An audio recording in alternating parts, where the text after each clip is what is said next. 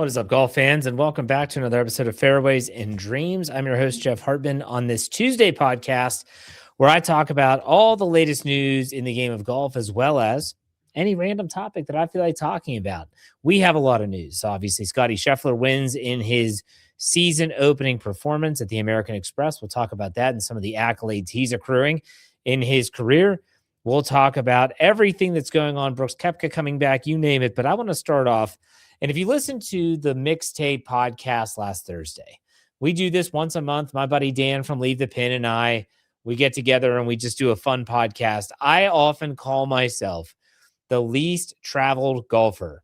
And he laughs at that all the time. And most recently, this past episode, he said, you should do a podcast about that.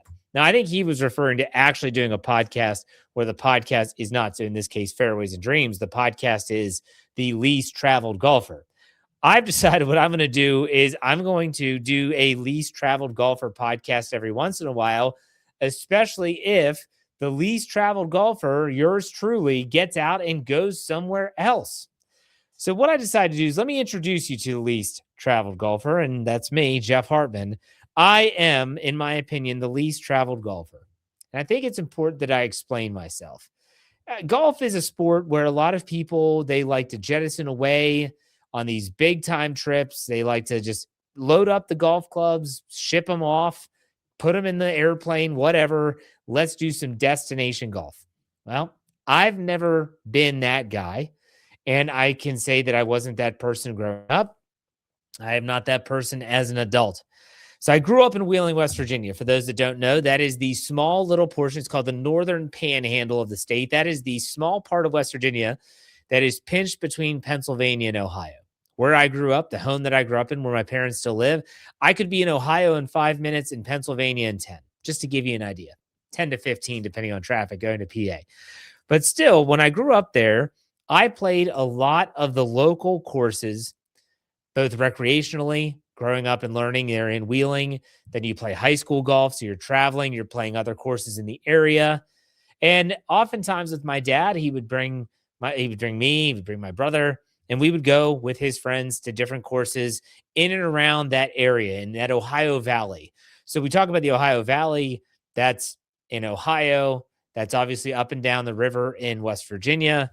And so that's just where I did. I mean, we never went on golf trips. And if we went to the beach, we didn't take our clubs. Sometimes my dad would golf, but we wouldn't golf when we were growing up. And so we just stayed local. That's just the courses that we played. That's just the way that it was. So I go off to college in West Virginia, the eastern panhandle of West Virginia. And you start to play a little bit more in terms of my radius from that spot is growing. So started to play some courses in Maryland, played some courses in Virginia, still in West Virginia. And I end up in Maryland. I currently live in Western Maryland. I'm not too far, probably about 5 minutes away from the Mason-Dixon line. For those that are curious, could be in Pennsylvania, so very close to PA. And so when I moved to Maryland, though, it was more of the same. I play a lot of the local courses. I'm not going on trips. I'm not. We'll get to why here in a second. So I sat down with my little notebook and I said, Jeff, I want you to think, what are all the states that you have actually golfed in? Even if it's one round, that counts. And so I thought about it. So the states that Jeff, the least traveled golfer, has golfed in his life. West Virginia, obviously, check that one off. Pennsylvania, yeah. Not a lot growing up, though. Believe it or not, didn't go to Pennsylvania a lot growing up. Went to Ohio a bunch. I played more in Pennsylvania since I moved to Maryland, in the fact that we're so close to the Pennsylvania line, than I did when I was growing up in Wheeling. But Pennsylvania, cross that off. Obviously in Maryland, my country club is in Maryland. Therefore, that's there. South Carolina, my dad and I played in Myrtle Beach and in that surrounding area, the Cherry Grove area. We've played in South Carolina. We went down, I remember it was years ago. We played a bunch of courses. My dad and my brother and I played down there. So yes, South Carolina, we have that. That's there. Virginia. I have Virginia. My brother lives in Richmond. He used to live in Northern Virginia. We would play a bunch of courses there. And that's it. That's it, folks. You just heard it. I've never played in Florida. I forgot one. I just remembered North Carolina. One year we went down the Outer Banks and I took my clubs. My first year is 2008, is the year my son was born, and I golfed in North Carolina. So I forgot North Carolina. So there you have it. West Virginia, Pennsylvania, Maryland, Virginia, North Carolina, and South Carolina. And so you have all these people, all these, you think, listen to the podcast on the Golfer Gang Network, and they talk about trips to Pinehurst, trips to Florida, trips to going out there to Oregon, to Bandon Dunes, whether they're going to Pebble Beach, they're going up to New York, they're playing some nice courses in New Jersey. Not me. I am the least traveled golfer you'll meet. Now, there is one caveat. And I know that if my mom is listening to this podcast and she listens to all my podcasts, she's probably sitting there listening saying, Jeff, how can you leave off the biggest thing for you? And considering in terms of travel, how are you not talking about the time you played 9 holes in England? Yes, I did, and it counts. So countries, if you want to label them as countries I've played in the United States and I've played in England.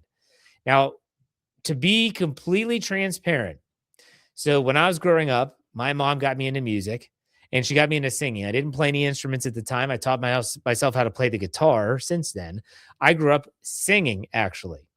And I sang in our professional church choir, and our church choir actually toured England for almost 2 weeks.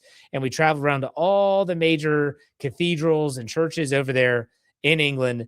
And there was one time where we had a free afternoon.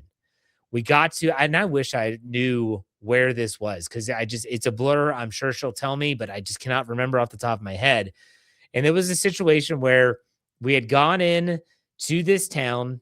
We were spending the night and there was nothing on the docket for us to do. We didn't have anywhere to go. We didn't have a performance. And there were a bunch of other guys on the trip with us that also golfed, 2 in particular.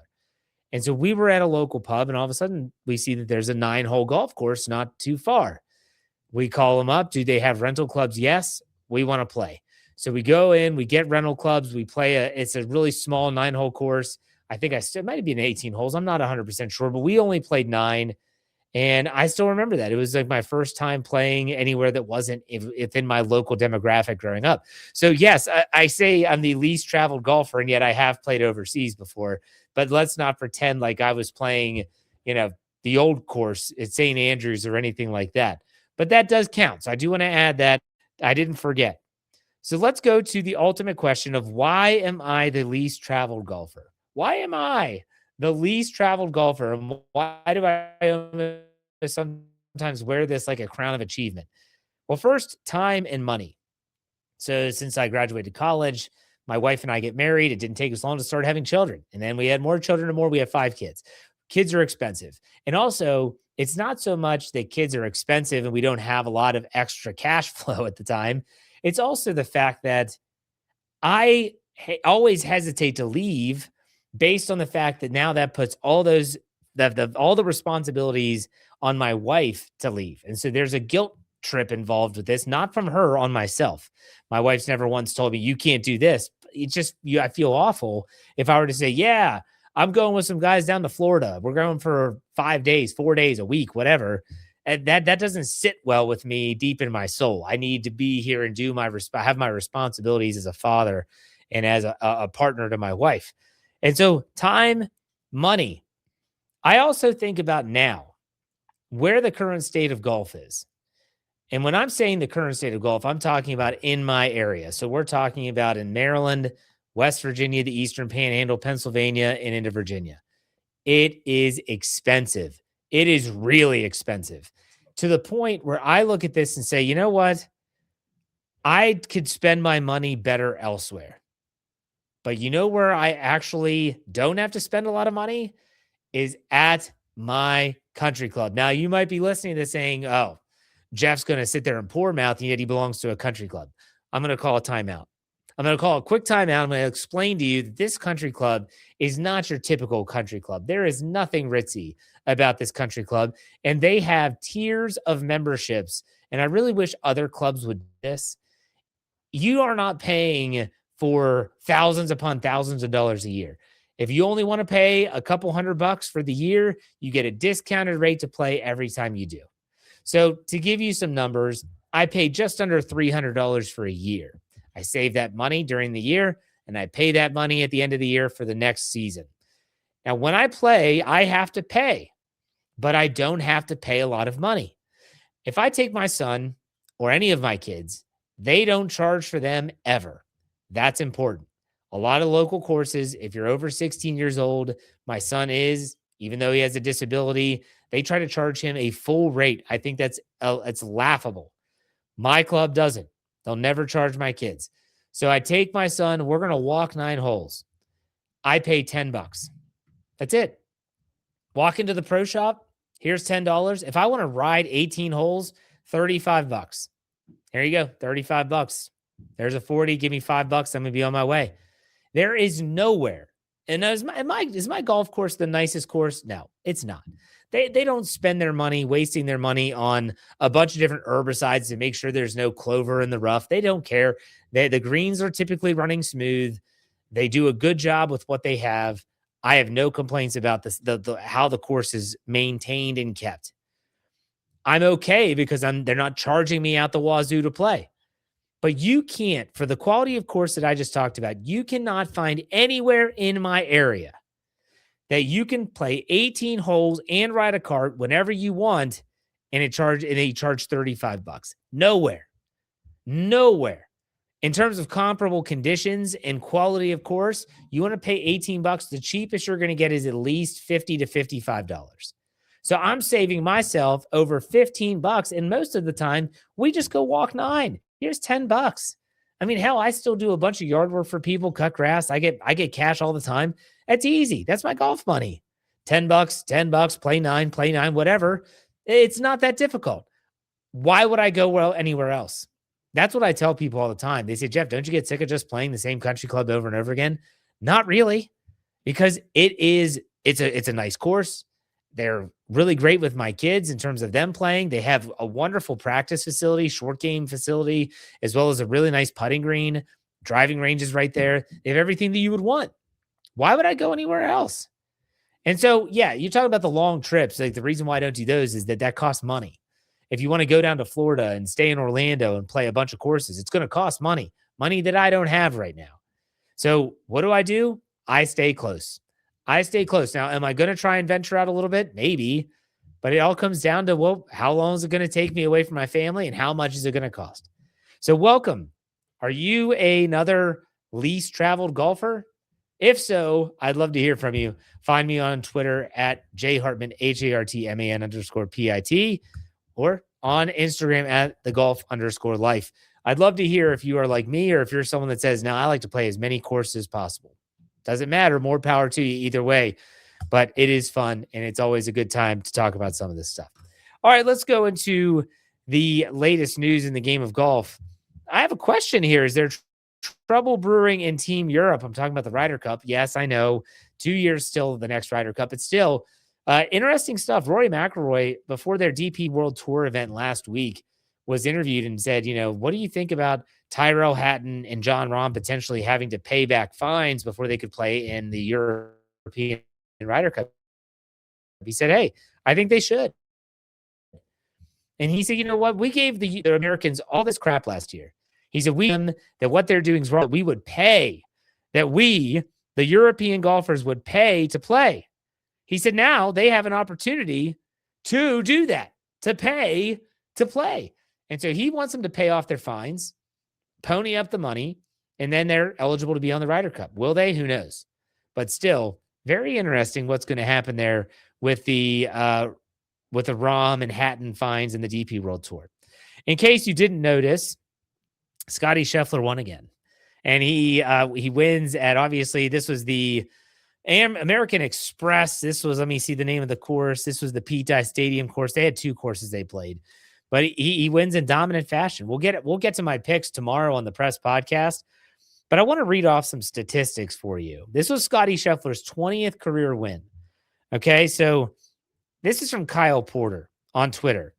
He says, here are the number of players Scotty has lost to since July. So go back to last July. Here's how many players have beaten Scotty Scheffler in a 4-round tournament. The Open Championship, 0. He won it. In Memphis, this was part of the Tour Championship, the FedEx Cup playoffs. 2, JJ Spawn and Justin Rose by 1 stroke. The BMW Championship, again, part of that playoff format, none. He won. The Tour Championship, 3 people. Tommy Fleetwood beat him by 3, Russell Henley and Patrick Cantlay by 1. How about in Napa? That was the Pro Tour. None. He won the tournament.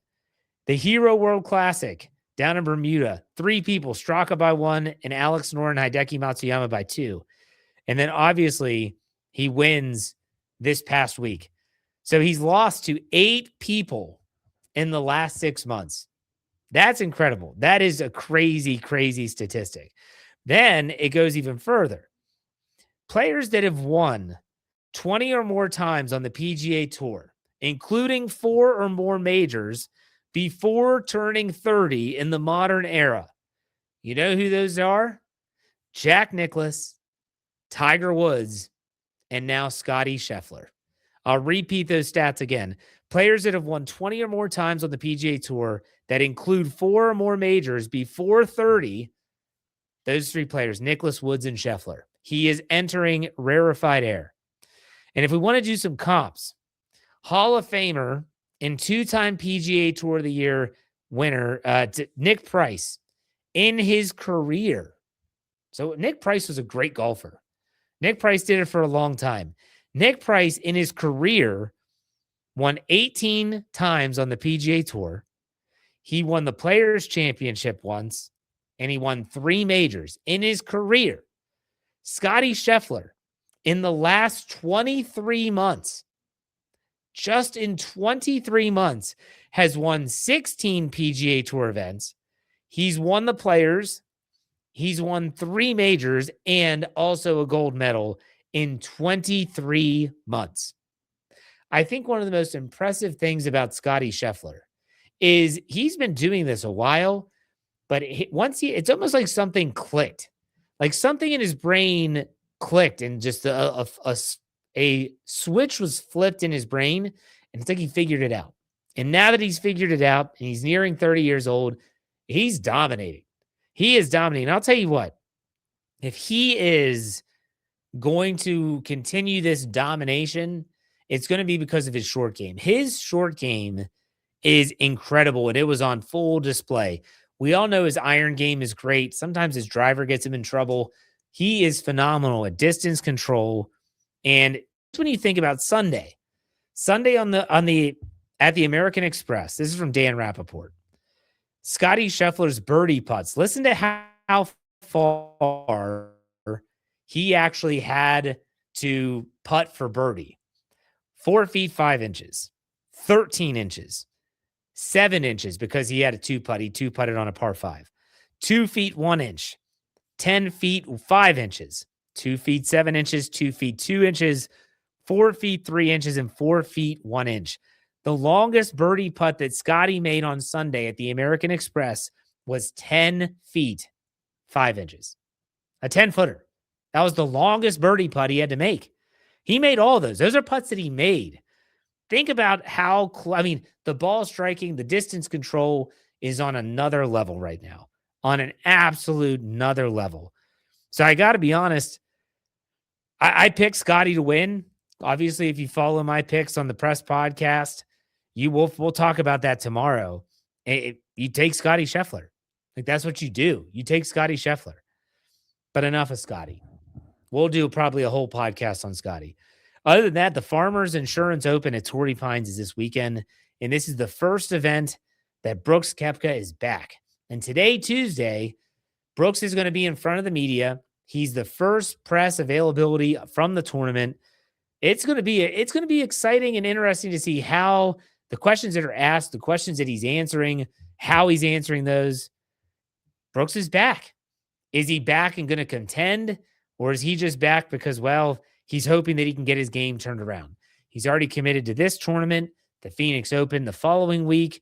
I'm sure he's going to play Pebble Beach. I'm not sure about that. It's going to be a full schedule for Brooks Koepka. And interestingly enough, ESPN, for the first time in 20 years, is going to broadcast the PGA Tour live on ESPN. This is the first time, again, in 20 years, featured group coverage is going to be Brooks Koepka, Max Homa, and Ludwig Oberg. That'll be shown on ESPN's main network Thursday and Friday.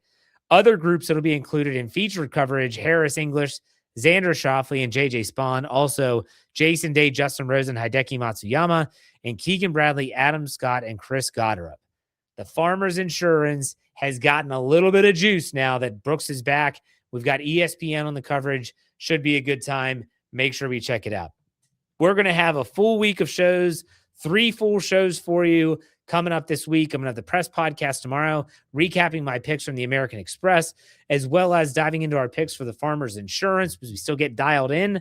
We always want to ramp up to the Masters. That's always a big thing for us. And on Thursday, my buddy Pez is going to be joining us to talk about the latest news in golf, gambling on golf, all that fun stuff. If you've listened, you know what Pez is all about. But that does it for this Tuesday show. Thank you all for listening or watching.